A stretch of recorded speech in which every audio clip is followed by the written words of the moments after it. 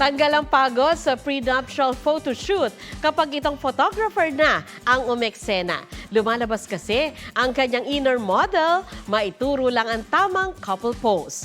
Pusuan yan sa report ni Mariz Umali. Sa shoot ng prenup, daming ganap. Kaya minsan sa pagpo-post, si bride and groom feeling lost. To the rescue itong photographer na si Tonyeng. Literal na hands-on sa instructions. Teka, wala pong namamagitan sa kanila ha? Paandar lang ni Tonyeng yan para achieve ang shot na pangmalakasan. Back hug, kandong, beso-beso, trabaho lang, at nagde-demo.